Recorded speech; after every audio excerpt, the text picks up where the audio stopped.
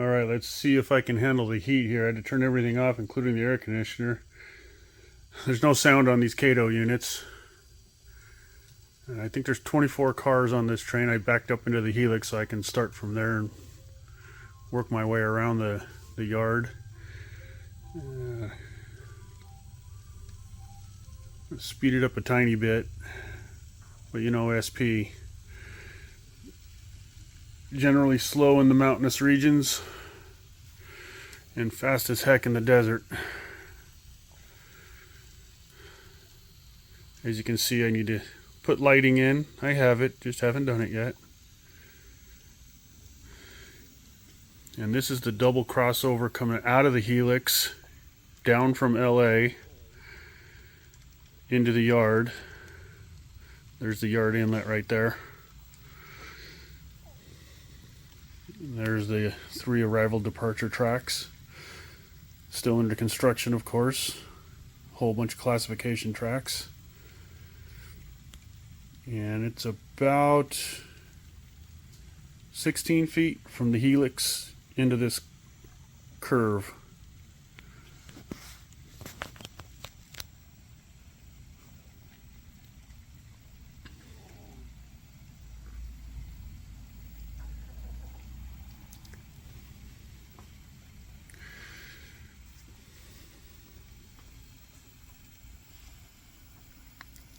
Now this is the double main line. It's slightly elevated here on my layout to give the impression that the yard is below the main lines, but in West Colton it is like that because West Colton is a hump yard, so it's a bowl. But this is the route I chose because I'm having to do flat switching and I wanted the reliability. Anyway, I'm going to pan back further. You can see that it's getting really small, but I wanted you to see from the Helix perspective the yard.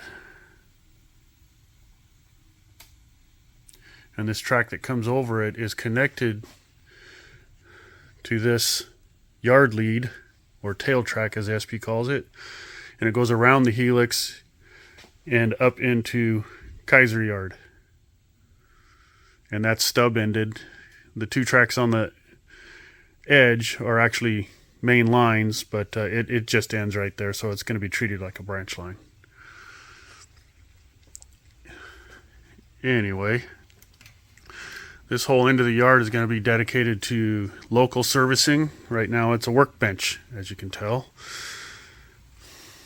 And over here, the track is going to disappear under Pepper Avenue. So you won't see any of this in here that's in this loop, and reappear at Rancho Avenue right here into the Colton Diamonds area.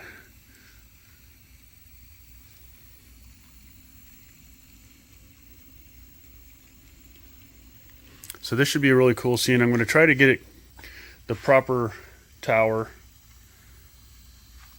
And of course universal milling, and that's not it. And the old SP depot. It became a drywall dealer in the 80s and 90s. And the little silver building represents the Express building, which is very Spanish, in the Spanish style. So that is definitely not it. And unfortunately I had to put all this on a curve. I just didn't have that much straight length opportunity and be able to get some other aspects of the layout. So this track in the front, the stub-ended track, and the track behind it is a through track that's going to be railroad recycling. So there's going to be a lot of dilapidated rail cars, scrap of course, and there is an additional work track in there between the 2 main lines and those 2 tracks. So that's where the Colton local will work. There's another crossover here to help work this area. And this is going to be the bridge that goes over, I think it's called Sand Creek and the Santa Ana River. And they merge right after this bridge. Okay, I honestly paused and came back because I didn't have these structures in place, and I kind of wanted you guys to see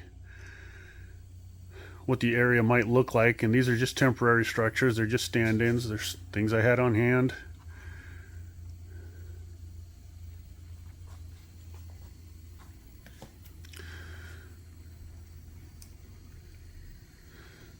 So this industry here actually deals in some hopper cars, but a lot of tank cars actually.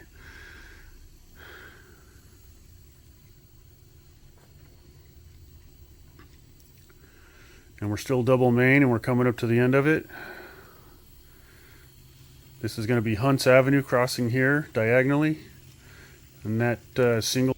So this one siding right here is actually a helper pocket going into the single track, which is going to start the grade through Redlands and San Mateo Canyon leading up to Beaumont.